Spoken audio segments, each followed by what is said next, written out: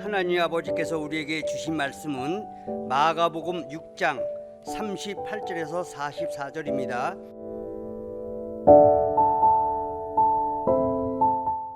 이르시되 너희에게 떡 몇 개나 있느냐 가서 보라 하시니 알아보고 가로되 떡 5개와 물고기 2마리가 있더이다 하거늘 제자들을 명하사 그 모든 사람으로 때를 지어 푸른 잔디 위에 앉게 하시니 때로 혹 100씩 혹 50씩 앉은지라. 예수께서 떡 5개와 물고기 2마리를 가지사 하늘을 우러러 축사하시고 떡을 떼어 제자들에게 주어 사람들 앞에 놓게 하시고 또 물고기 2마리도 모든 사람에게 나누어 주시매 다 배불리 먹고 남은 떡 조각과 물고기를 12바구니에 차게 거두었으며 떡을 먹은 남자가 5,000명이었더라. 아멘.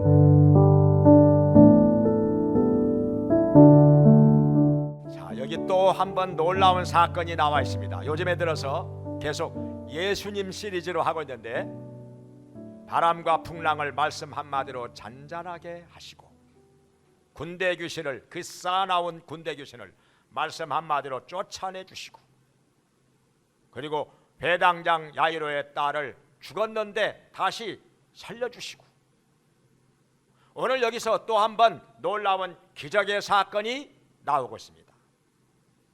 근데요, 우리가 말씀을 들을 때 그런 일이 있었구나 하고 지나가 버리면 아무것도 아닙니다. 의미가 없어요. 이 사건을 통해서 지금 하나님께서 나에게 무엇을 말씀하시는가, 그 말씀을 들어야 됩니다. 이 사람이 진짜 말씀을 듣는 사람이에요. 이 사건을 그냥 옛날에 그런 일이 있었지, 과거에 그런 일이 있었지 그러고 끝나버리면 아무것도 아니에요.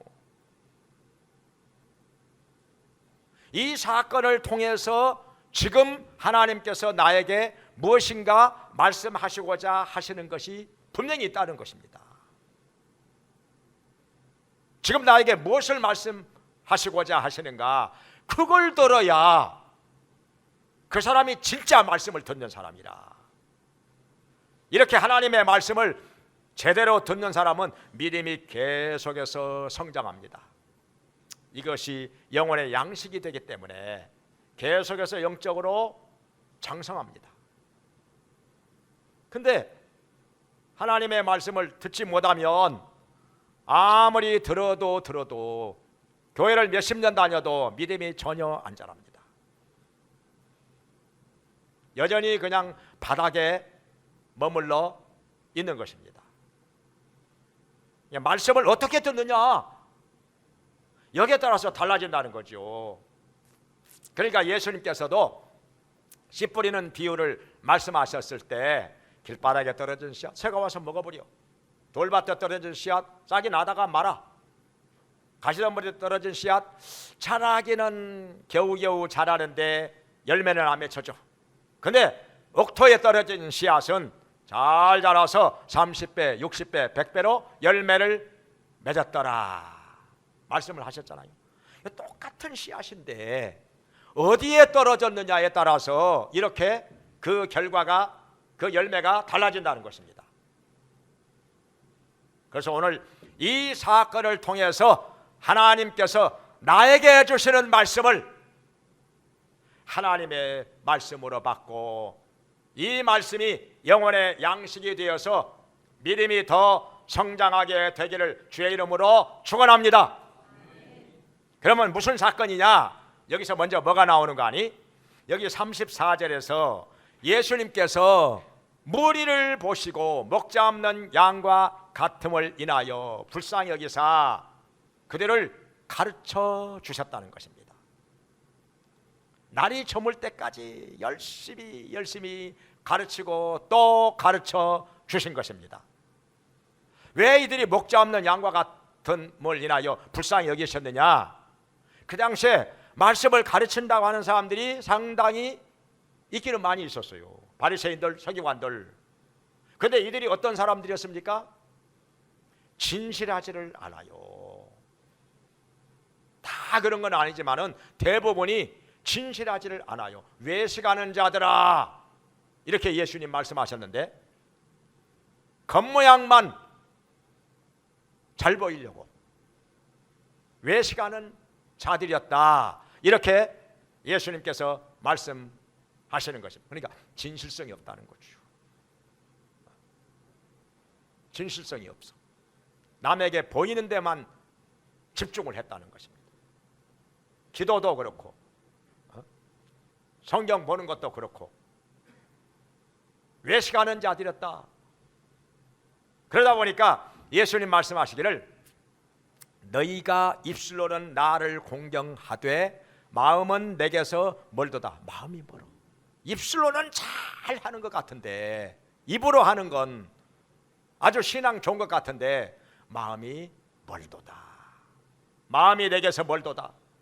그러다 보니까 하나님의 말씀을 이들이 가르친다고 하지만 자기들이 깨닫는 것부터 제대로 못 깨달아요. 말씀을 잘 못 깨달아.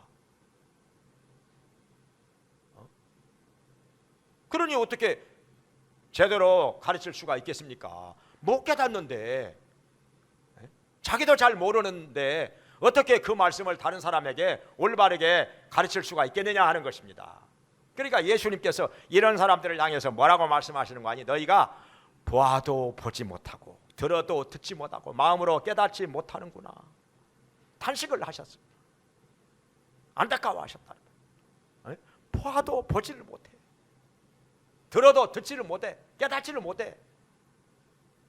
이 사람들이요, 예수님께서 말씀을 전하실 때 와서 들었습니다. 바리새인들, 서기관들 뭐라고 하는가 보자 하고 와서 들었어요. 기적도 봤어요. 여러 가지 기적도. 근데 아무런 것도 깨닫는 것이 없어요. 기적을 보고도 예수님을 안 믿어. 그러니 아무 소용이 없는 거죠. 이런 사람들이 말씀을 가르치는 위치에 있었으니 뭘 가르쳤겠습니까? 그러니 백성들은 올바른 가르침을 받지 못하였기 때문에 목자 없는 양과 같이 불쌍한 존재가 되었다는 것입니다. 유리하며 방황하였다는 것입니다. 그러니까 불쌍한 거지요. 마치 부모 잃은 고아처럼 목자 없는 양과 같아서 얼마나 불쌍한지. 예수님께서는 이 사람들을 불쌍히 여기셔서 열심히 날이 저물도록 말씀을 가르쳐 주신 것입니다. 많이 모였지요. 많은 사람들이 모여들었습니다. 정말 많이 모여들었어요.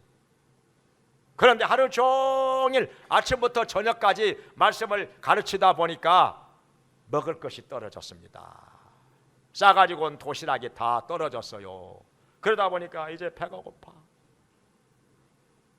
배에서 쪼르륵 소리가 납니다. 굶주렸어요.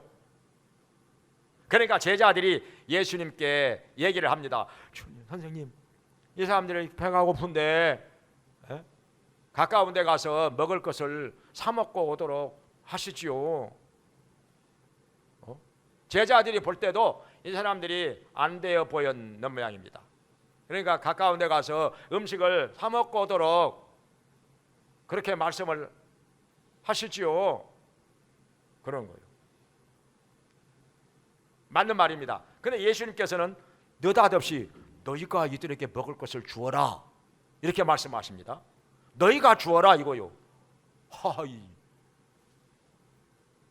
느닷없이 너희가 이 사람들한테 먹을 걸 주어라. 그러니까 여기 성경에서는 누구라고는 안 나오는데 요한복음에서는 빌립이라고 나옵니다. 빌립을. 그러니까 예수님께서 왜 이렇게 느닷없이 너희가 먹을 것을 주어라 말씀을 하셨는고 하니, 먹을 것도 없지요. 지금 돈도 없지요. 그런데 왜 그러느냐? 시험을 하기 위해서. 어떻게 하나 보자 하고 시험하기 위해서 예수님께서 그렇게 뜬금없는 말씀을 하셨던 것입니다. 야, 빌립이 뭐라고 하는 거 아니? 선생님, 이 사람들에게 떡을 조금씩만 먹게 한다 할지라도 돈이요 200데나리온이나 들어갑니다. 200데나리라고 하면은 지금 우리 돈으로 하면 4천만 원 정도. 4천만 원이 어디가 있어요? 지금 4천만 원이 어디가 있어? 그날 밥 먹기도 바쁜데 그런 많은 돈이 없기도 하거니와 설사 돈이 있다 손 치더라도 이 많은 떡을 한꺼번에 구할 데가 없습니다. 빵 공장이 있는 것이 아니고 그 당시에 빵 공장이 어디가 있어요? 지금 여기에 모인 숫자가 얼마나 되는 거 아니? 여기 뒤에 보면 남자만 5천 명, 여자와 아이들까지 하면은 아무리 못해도 10,000명은 넘어가겠죠? 남자만 5천 명이니까 여자와 아이들까지 하면은 10,000명은 넘어갈 텐데 이 많은 숫자 사람들 입이 얼마나 무섭습니까? 이 사람들 다 먹이려면 트럭으로 한 트럭 실어와도 아마 모자랄걸요. 그러니까 빌립의 말이 맞아요. 사실은 엄청나게 많은 돈이 들어가고 4천만 원 정도 조금씩만 줘도, 그리고 돈이 있다 할지라도 이 많은 빵을 한꺼번에 구할 데가 없습니다. 그러니 불가능하다는 거죠. 안 된다는 거죠. 빌립이 말이 틀린 것은 아니에요. 근데 예수님께서는 그래도 너희가 먹을 것 주어라 하니까 그 중에 안드레라고 하는 제자가 조그마한 어린아이에게서 보리떡 5개 하고 구운 생선 2마리를 구해가지고 야 이리 좀 줘라, 선생님 갖다 드릴 테니까. 그러니까 그 착한 아이였는가 봐요. 그 도시락을 선뜻 내놔요. 자기 먹어야 될 건데 내놔요. 그래가지고 그걸 안드레가 보리떡 5덩어리 하고 생선 2마리를 예수님께 갖다가 드립니다. 제자들이 할 수 있는 것은 이것밖에 없어요. 그리고 하나 더 한다면은 사람들을 갖다가 50명씩 100명씩 무리를 지어서 모여 앉게 한 것입니다. 왜냐하면 나중에 떡 나눠주기 좋게 50명씩 100명씩 이렇게 무리를 지어서 앉도록 한 것입니다. 그러니까 사람이 할 수 있는 것은 이것밖에 없어요. 더 이상은 할 것이 없습니다. 그러니까 예수님께서는 어떤 기적을 행하신다 하더라도 사람이 할 수 있는 일은 사람이 하도록 하신 것입니다. 사람이 할 것은 사람이 하도록, 하는 데까지 하도록. 결코 사람이 할 수 있는 일까지도 하나님께서 다 해주시는 게 아니라는 것입니다. 그런 건 안 해주셔요. 하나님께서 사람이 할 것은 사람이 하라는 거예요. 할 수 있는 데까지는 하라는 거예요. 사람이 할 수 없는 것을 가지고 하나님께서 기적을 행하시고 도와주시고 역사하시는 것이지. 자, 그렇게 하고 나서 예수님께서 어떻게 하시는 거 아니? 이렇게 말씀하십니다.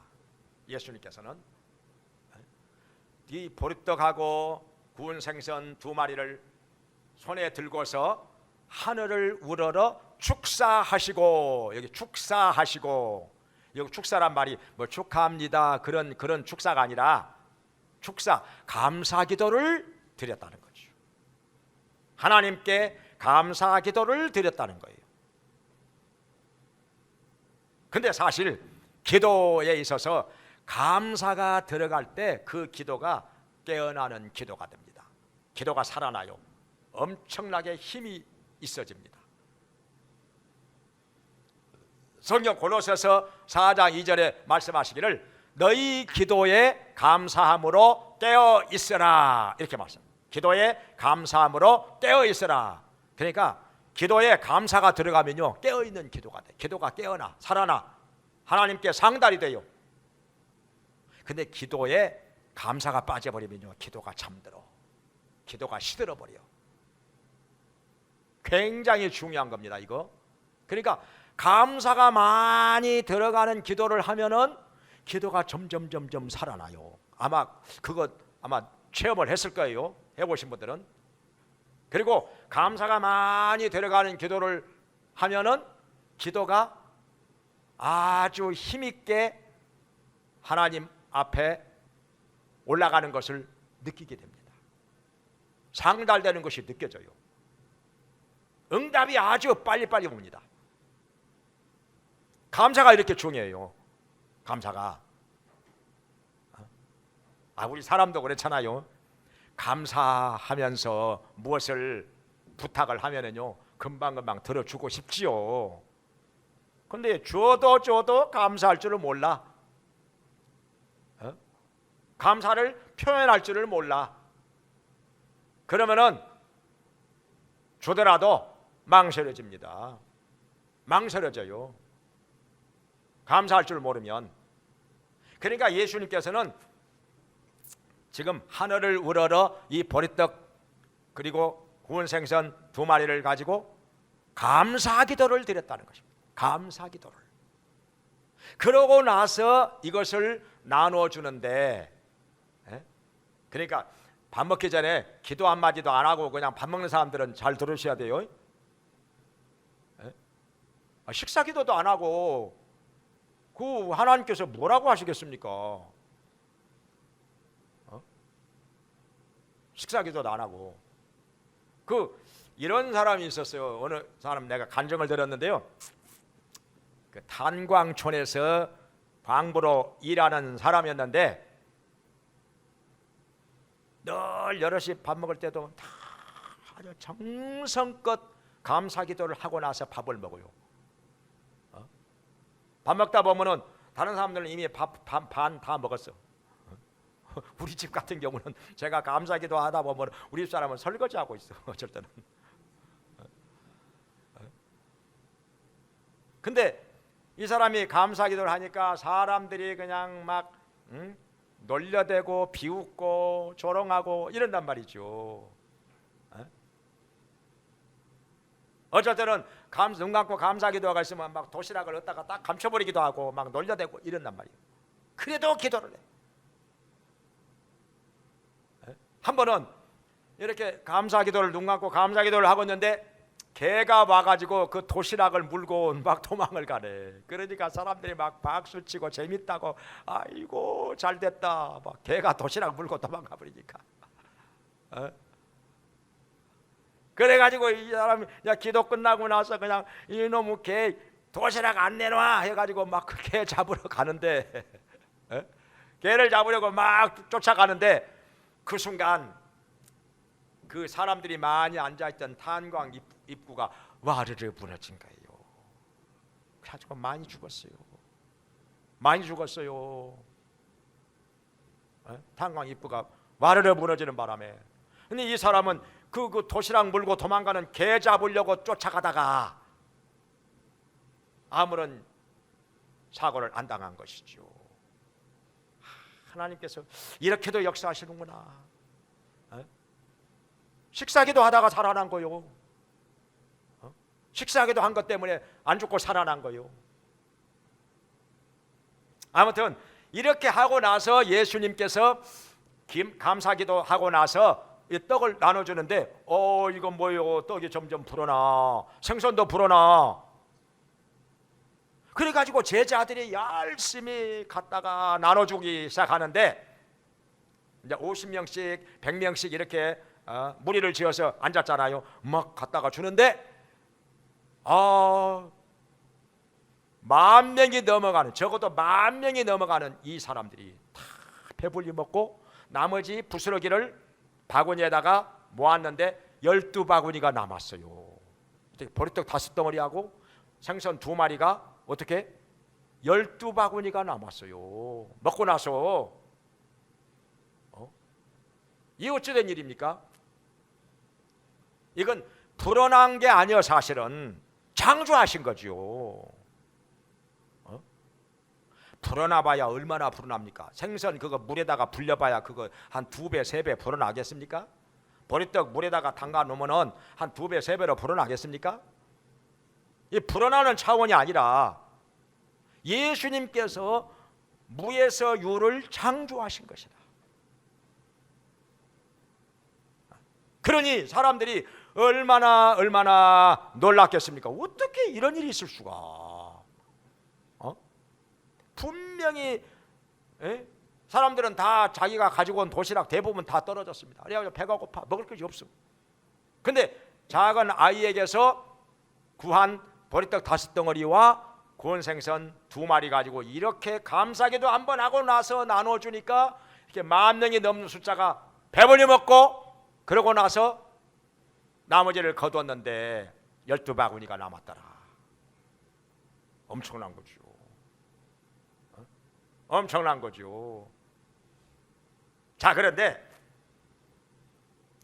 이 사건을 통해서 지금 하나님께서는 우리에게 무엇을 말씀하시는 것일까요? 또 여기에 모인 무리들에게 이 사건을 통해서 무엇을 말씀하시는 것일까요? 이게 중요한 거죠.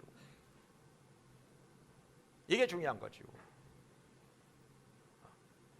근데 이 사람들이 어떻게 된 거 아니?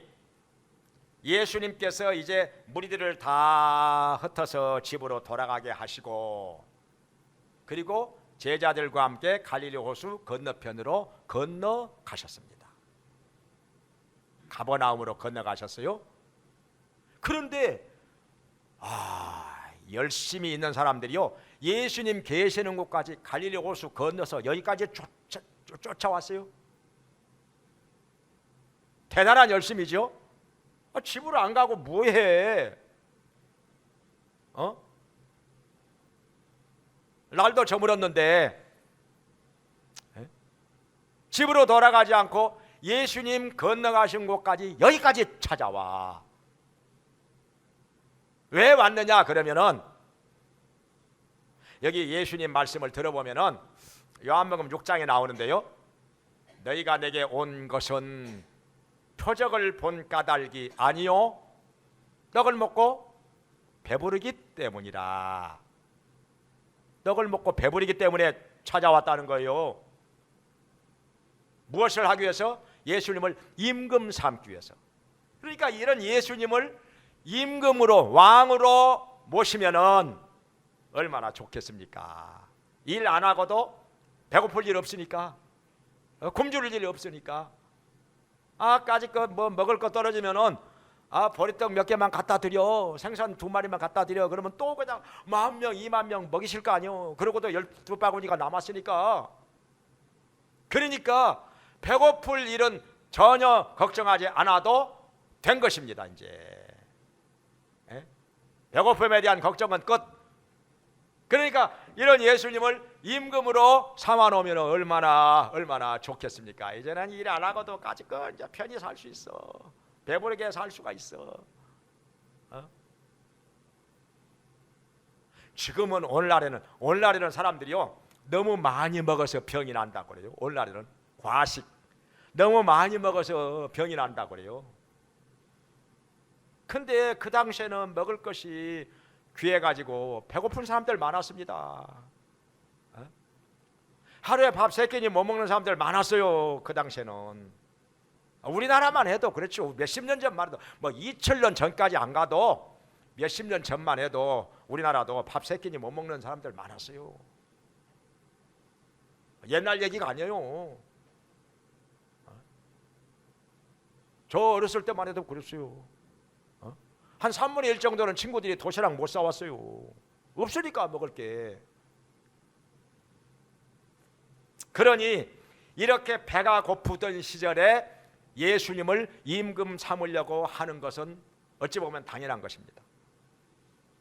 근데 예수님께서는 이것을 보시고 못마땅하게 여기신 거예요. 너희가 내게로 온 것은 표적을 본 까닭이 아니요. 그러니까 표적에는 관심이 없어. 창조의 기적 그런 관심 없어. 그냥 당장에 떡을 먹고 배가 부르니까 이게 좋지. 배가 부른 게 좋지. 이것만 생각하는 거예요. 이 육체의 배가 부른 거 이것만 생각을 하는 것입니다. 그래가지고 그 사람들 한다는 얘기가 뭐냐면은 아이고 그 떡 맛있었지. 보리떡이 꽤 맛있어.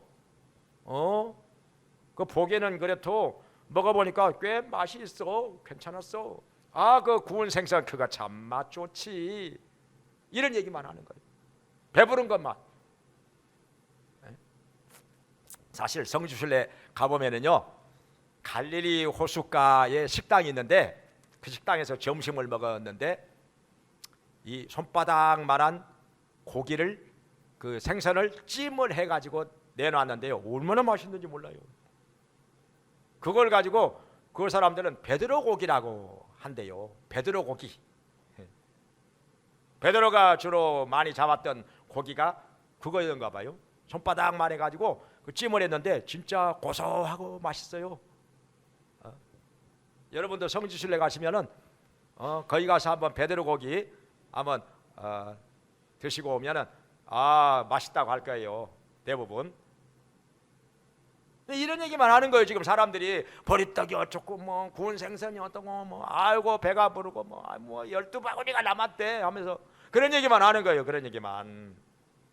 그러니까 예수님께서 보실 때는 한심한 거예요.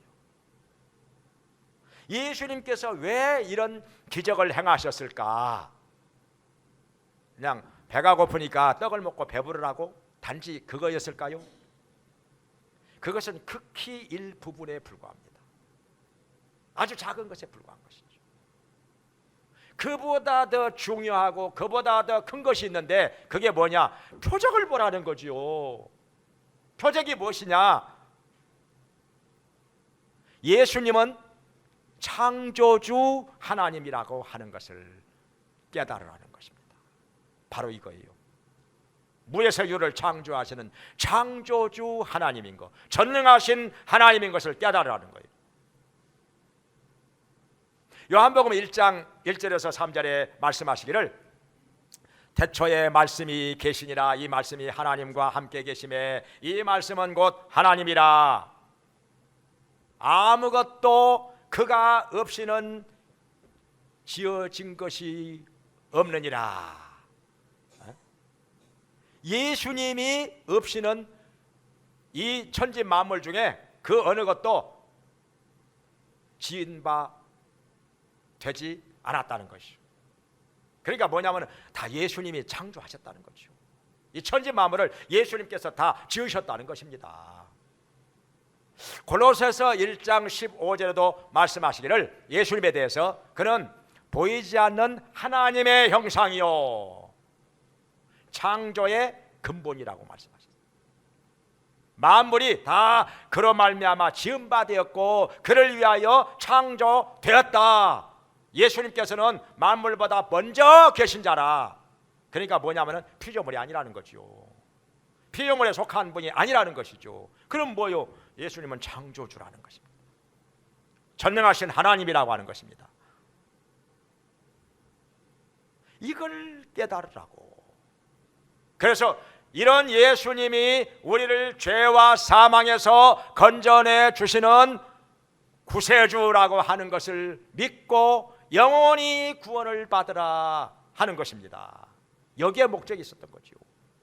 이 창조의 기적을 행하신 것이 예수님이 전능하신 하나님, 창조주 하나님 것을 믿고 예수님을 구주로 믿어서 구원을 받으라는 것입니다. 영원히 구원을 받으라는 것입니다. 이게 목적이에요. 왜냐하면 육체라고 하는 것은 아무리 맛있는 걸 잘 먹어도 어차피 언젠가는 죽습니다. 죽어요. 성경에 말씀하시기를 한번 죽는 것은 사람에게 정하신 것이요 그 후에는 심판이 있으리니 말씀하셨어요. 죽어요. 심판이 있어요. 영원한 세계 있습니다. 아무리 이걸 아니라고 해서 이게 우리에게 안 오는 게 아닙니다. 나 절대 안 죽는다. 나는 안 죽어. 그런다고 해서 안 죽습니까? 때가 되면 다 죽는 거지. 심판이 있어요. 영원한 세계로 들어갑니다. 어디로 갈 것이냐가 중요한 것이죠. 근데 예수님 말씀하신 것을 들어보면은 이 사람들이 이 사람들에게 뭐라고 말씀하시는 거니? 너희는 썩는 양식을 위하여 일하지 말고 영생하도록 있는 양식을 위하여 하라, 이렇게 말씀합니다. 썩어질 양식만 위해서, 이 육체만을 위해서, 이 육체 언젠가 영원히 떠나버리면 이 육체는 송장이 됩니다. 그리고 썩어서 흙으로 돌아갑니다. 너희는 흙이니 흙으로 돌아갈지니라 말씀을 하셨으니까요. 그런데 이런 썩어질 육체에 대해서만 관심이 있고, 뭐가 맛있다, 뭐가 좋다, 어디 가면 무슨 음식이 맛있다, 이런 얘기만 하지 자기 영혼에 대한 것은 관심이 없어요. 영혼에 대해서는 관심이 없어. 자기 영혼에 대해서는 고민도 안 해. 얼마나 안타까운 것입니까? 탄식할 일이죠. 자기의 영혼인데 뭐 남의 영혼입니까? 자기의 영혼에 대해서 마치 남의 일처럼 생각을 합니다. 관심이 없어요. 들으려고도 안 해. 자, 예수님께서 이 사람들에게 그래도 말씀을 전하십니다. 내가 생명의 떡이니 나를 믿는 자는 영생이 있으리라 말씀하십니다. 내가 생명의 떡이니 나의 살을 먹고 나의 피를 마시는 자는 영원히 살리라 말씀을 하시는데 못 알아들어요. 못 알아들어요. 아이고, 이 말은 어렵도다. 아이고, 이걸 누가 알아들어? 나는 갈 거야 하고 다 떠나가 버립니다. 다 떠나가 버려. 그러면 예수님께서 이들에게 들려주신 말씀이 어려운 말씀이었느냐, 진짜 어려운 말씀이었느냐? 뭐가 어려워요? 어렵기는 조금만 신경 쓰면 알아들을 수 있는 말씀이지 뭐가 어려워? 그러면 왜 못 알아들었느냐? 마음이 딴 데가 있으니까, 엉뚱한 생각을 하고 있으니까 못 알아듣는 거죠. 이게 마음속에 안 들어오는 거죠, 말씀이. 그러니까 하나님의 말씀을 알아들으려면 일단 사모하는 마음으로 들어야 돼요. 사모하는 마음으로. 그리고 말씀을 알아들으려면 마음이 열려야 돼요. 말씀이 마음이 열려야. 마음이 닫혀 있으면요 못 알아들어요. 마치 그릇을 땅에다가 엎어놓으면 비가 억수같이 쏟아져도 한 방울도 안 고이는 것 같이, 아무리 비가 쏟아져도 그 그릇에는 비가 안 들어가죠. 엎어놨으니까 그릇을. 마음을 열지 않고 있으면요 어떤 말씀을 들려주어도 못 깨닫습니다. 아무런 소용이 없습니다. 그러니까 사도행전 16장에서 바울이 복음을 전하고 있을 때 주께서 누디아의 마음을 열어 바울의 말을 청종하게 하신지라. 그냥 그 자리에서 바울이 전하는 말씀을 듣고 깨달았어요. 그리고 그 말씀에 따릅니다. 그 말씀을 따라가요. 순종한다는 것이죠. 그리고 온 집으로 더불어 그날로 다 예수님을 믿어. 그리고 그날부터 바울과 실라를 자기 집에 모셔다가 숙식 제공합니다. 이거 쉬운 일이 아니죠. 예수님 믿고 나서 첫날부터 바울과 그 일행을 숙식을 제공을 해요. 먹여주고 재워주고 뒷바라지합니다. 후원을 합니다. 이거 쉬운 일이 아니잖아요. 신앙생활한 지 몇 년이 되어도 주의종 식사 한번 대접 못하신 분들도 많잖아요, 사실. 근데 여기는 예수님 믿고 나서 첫날부터 온 가족들이 다 믿어. 그리고 바울과 그 일행을 자기 집에서 모시고 숙식을 제공합니다. 후원을 합니다. 대단한 결단이죠. 정말 엄청난 믿음인 것입니다. 왜 그렇게 됐냐? 주님께서 그 마음을 열어 주셨기 때문에. 마음을 열어 주시니까 말씀이 들어가요. 깨달아져요. 그리고 그 말씀을 따라 순종을 하는 것입니다. 말씀대로 사는 것이죠. 그러니까 여기 모여든 사람들은 예수님의 말씀을, 그것도 알고 보면 쉬운 말씀인데 별로 어려운 말씀 없어요. 구원에 대한 말씀이요, 아주 기본적인 말씀이에요. 근데 못 알아들어. 왜냐하면 마음이 딴 데가 있으니까, 엉뚱한 데가 있으니까. 그러니까 들어도 듣지 못하고, 보아도 보지 못하고, 마음으로 깨닫지 못하고, 이 사람들도 이런 사람들이 된 거예요. 아무리 들어도 못 깨달아. 이 말은 어렵도다, 누가 들을 수 있는가 하면서 떠나가 버려요. 그러니까 자기들이 못 알아들으니까 다른 사람들도 다 못 알아들을 거라고 그렇게 믿고 있는 거예요. 엄청난 교만이죠. 자기보다 더 똑똑하고 지혜로운 사람은 없다는 얘기요. 자기들이 못 알아들으니까 남들도 다 못 알아들을 거라고 생각을 하는 거, 이건 엄청난 교만입니다. 이건 자기들이 못 알아들어도 다른 사람들은 알아들을 수 있는 거 아닙니까? 더 지혜롭고 더 똑똑한 사람 있을 수 있는 거 아닙니까?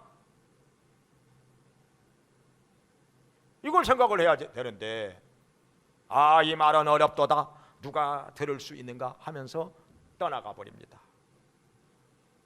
그러니까 목적은 예수님을 임금 삼아 가지고 일 안 하고도 배고프지 않고 배부르게 떡도 먹고 생선도 먹고 그렇게 사는 거, 이것이 그들의 소원이었어요. 예수님께 찾아온 목적이었어요.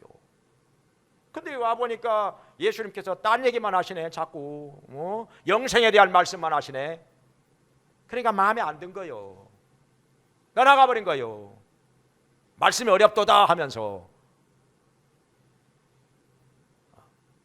예수님께서는 우리에게 창조주 하나님이라고 하는 것, 전능하신 하나님이라고 하는 것을 깨우쳐 주시고, 예수님을 구주로 믿어서 영원한 생명 얻는 것, 영원히 구원받는 것, 이것을 원하셨던 것인데, 이 사람들은 지금 딴 얘기만 하고 있는 거예요.